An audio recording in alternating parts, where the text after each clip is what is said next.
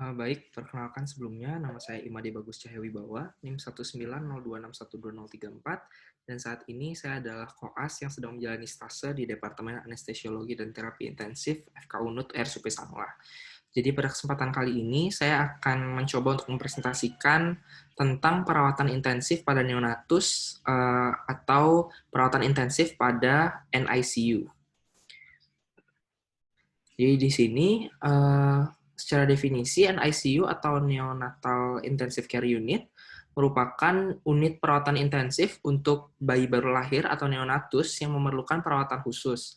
Misalnya pada kasus-kasus bayi berat lahir rendah, lalu pada bayi-bayi dengan fungsi pernafasan yang masih belum sempurna, yang prematur, atau pada bayi baru lahir yang mengalami kesulitan dalam persalinan, dan menunjukkan tanda-tanda yang mengkhawatirkan dalam beberapa hari pertama kehidupan, yang mana perawatan yang kita lakukan di NICU ini bertujuan untuk mencegah dan mengobati terjadinya kegagalan organ-organ vital sehingga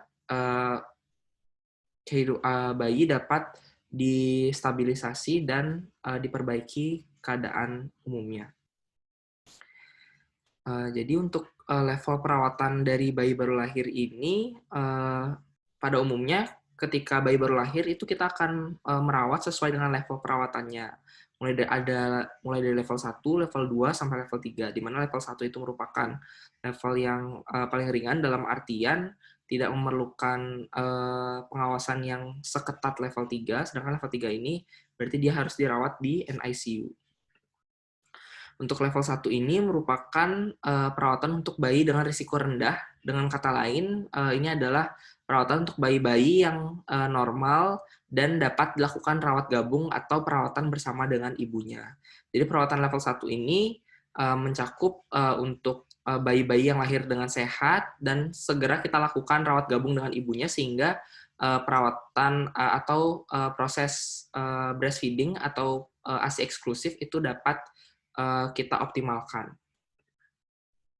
Lalu yang kedua itu adalah perawatan level 2, di mana perawatan level 2 ini kita lakukan pada bayi dengan risiko tinggi, akan tetapi pengawasannya masih tidak seintensif perawatan level 3.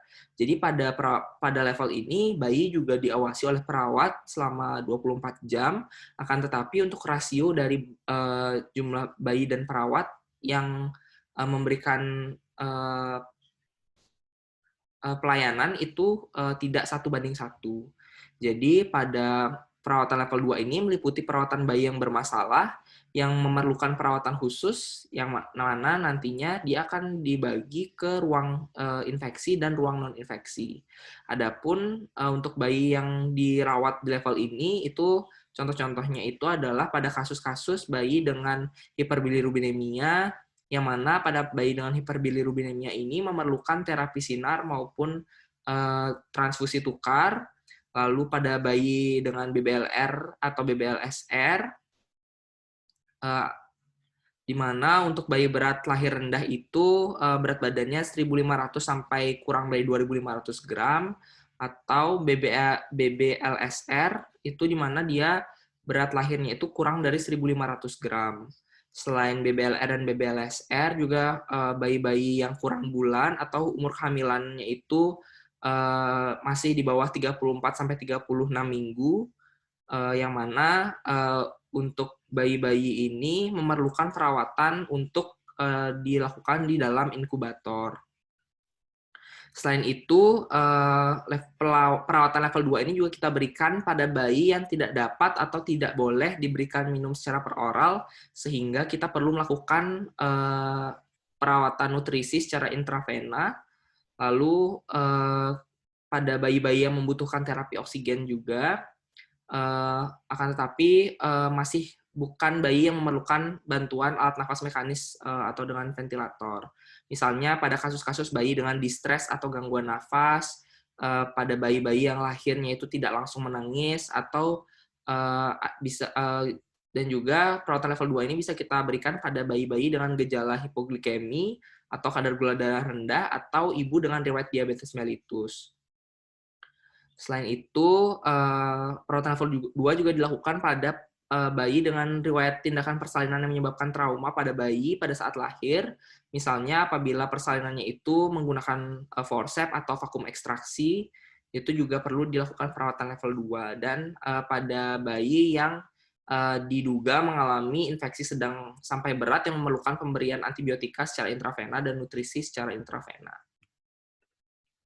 Selanjutnya adalah perawatan level 3, di mana perawatan level 3 ini adalah perawatan untuk bayi dengan risiko tinggi dengan pengawasan yang sangat amat ketat. Jadi di sini satu orang perawat itu hanya boleh menangani satu pasien atau satu bayi selama 24 jam penuh. Dan di sini perawatan dari level 3 ini meliputi perawatan bayi yang sakit kritis atau pada bayi yang belum stabil yang memerlukan support alat bantu nafas mekanik, baik itu bubble nasal CPAP ataupun ventilator mekanik, atau pada bayi-bayi yang memerlukan tindakan operatif atau pemberian obat-obatan atau intervensi khusus. Jadi untuk bayi yang harus dirawat di NICU atau yang diberikan perawatan level 3 ini, salah satunya itu adalah pada bayi dengan sindrom gawat nafas derajat 3 dan 4, yang mana pada sindrom gawat nafas derajat 3 dan 4 ini memerlukan support alat bantu nafas mekanik, baik itu bubble nasal CPAP ataupun ventilator.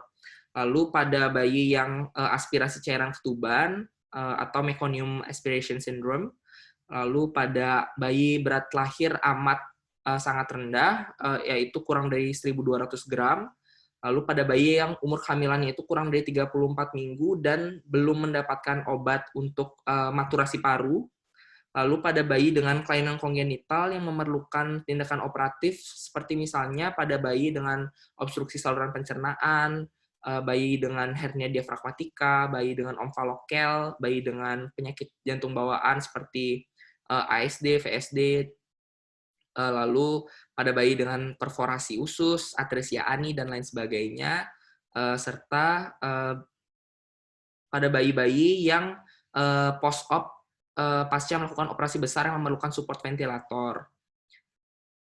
Selain itu, perawatan level 3 ini juga kita berikan pada bayi yang memerlukan intervensi invasif, seperti misalnya untuk pemberian surfaktan, untuk melakukan transfusi tukar, pemasangan akses umbilikal, pemasangan akses vena dalam, dan akses arteri, dan juga pada bayi yang akan dipasang ventilator mekanik. Jadi ini adalah gambar dari nasal bubble CPAP pada bayi. Dan ini adalah blue light therapy pada bayi dengan hiperbilirubinemia. Selanjutnya, saya akan membahas sedikit tentang fasilitas ruang perawatan bayi baru lahir. Jadi, untuk level 1 sendiri, itu ruang perawatannya itu di ruang perawatan biasa atau di bangsal, jadi pasien dirawat di ruang atau di kamar biasa dan tidak memerlukan alat dan fasilitas khusus. Sedangkan untuk yang level 2, itu kita lakukan perawatan di ruang perawatan yang memerlukan monitor dan inkubator. Sedangkan untuk level 3, selain monitor dan inkubator, ruangan itu juga harus difasilitasi dengan ventilator atau alat bantu nafas mekanik. Monitor ini berfungsi untuk mengontrol tanda vital, untuk melihat tanda vital, sedangkan ventilator itu berfungsi untuk membantu respirasi daripada bayi itu sendiri. Selanjutnya, saya juga akan menyinggung sedikit tentang lama perawatan pada kasus BBLR. Jadi untuk kasus BBLR ini perawatannya itu sangat bervariasi bergantung pada kasus. Biasanya bayi itu sudah akan diperbolehkan pulang apabila itu sudah mendekati tanggal kelahiran idealnya. Seperti misalnya contohnya pada bayi yang dilahirkan 6 minggu lebih dini daripada perkiraan waktu persalinan yang seharusnya, itu biasanya harus menjalani perawatan di rumah sakit selama kurang lebih 4 minggu atau bisa lebih cepat 2 minggu dari kelahiran idealnya. Selain itu, bayi juga bisa dipulangkan apabila kondisi tubuhnya sudah stabil, lalu organ-organ vitalnya sudah berfungsi dengan baik dan sudah mengalami maturasi yang sempurna atau optimal, dan untuk risiko-risiko yang mengancam sudah bisa kita hindari. Salah satu contohnya itu adalah untuk mengindikasikan bayi itu sudah mulai stabil adalah kemampuan bayi untuk menghisap dan buang air besar, buang air kecil itu sudah membaik. Selanjutnya pada perawatan intensif neonatus itu sendiri, di sini kita harus menggunakan family oriented care atau pelayanan yang berorientasi pada keluarga. Jadi belakangan ini sudah sangat banyak NICU yang menganjurkan agar para orang tua itu melibatkan diri dalam melayani kebutuhan harian para bayi. Jadi di sini staf-staf di NICU akan mengajari pada orang tua tentang apa-apa saja yang mereka orang tua dapat lakukan, di mana menyimpan keperluan bayi, serta bagaimana memegang, menyentuh, dan merawat bayi. Jadi untuk involvement daripada orang tua dan dalam perawatan bayi ini, itu biasanya terbatas pada misalkan penggantian popok dan juga pemberian susu. Apabila perlu, perawat itu bisa mengajarkan orang tua tentang cara mengganti popok bayi, yang berada di antara kabel-kabel yang memonitor bayi, lalu mencuci mukanya, lalu merawat bayi ketika berada di dalam inkubator juga. Selain itu, pada awal-awal perawatan, biasanya orang tua itu hanya diperbolehkan untuk menyentuh bayi, akan tetapi jika bayi sudah cukup kuat, orang tua dapat merawat bayinya sendiri.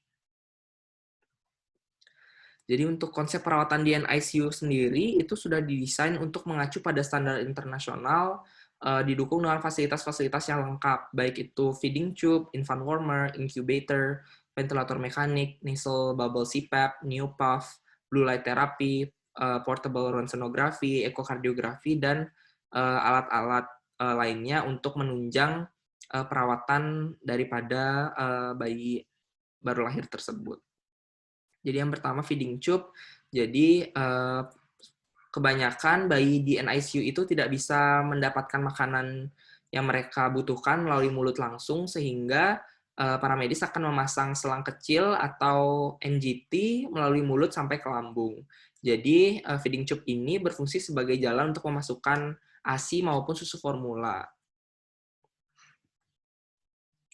Selanjutnya adalah infant warmers, seperti pada gambar. Jadi infant warmers ini adalah tempat tidur dengan penghangat yang terdapat di atasnya, yang mana dengan infant warmers ini orang tua kita bisa berikan izin untuk menyentuh bayi dengan meminta izin terlebih dahulu kepada perawat.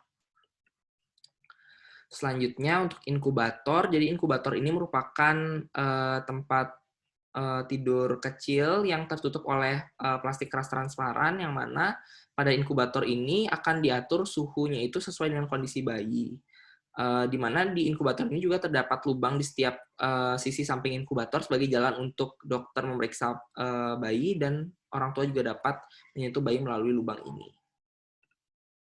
Selanjutnya monitor, di mana bayi di NICU itu dimonitor selalu sehingga para tenaga medis itu mengetahui tanda vital mereka. Di dalam satu monitor itu dapat terekam beberapa tanda-tanda vital seperti denyut nadi, pernafasan, tekanan darah, suhu, SpO2, dan lain sebagainya. Selanjutnya ada blue light therapy, di mana pada blue light therapy ini kita berikan pada bayi-bayi yang kadar bilirubinnya itu lebih tinggi daripada normal, dan itu biasanya caranya itu dengan digunakan atau disinari di atas bayi yang telanjang dan matanya ditutup dengan pelindung mata khusus. Jadi untuk lamanya terapi cahaya ini bergantung dari penurunan kadar bilirubin. Biasanya kadar bilirubin akan dicek kembali setelah 24 jam. Selanjutnya ada bubble CPAP, yang mana bubble CPAP ini merupakan alat bantu nafas yang menggunakan kanul kecil ke dalam lubang hidung bayi dan digunakan untuk bayi yang sering apnu. Selanjutnya adalah ventilator, di mana ventilator merupakan alat bantu nafas yang digunakan untuk bayi yang mempunyai gangguan nafas berat dengan menggunakan cup kecil melalui hidung atau mulut untuk dilakukan intubasi sampai ke paru.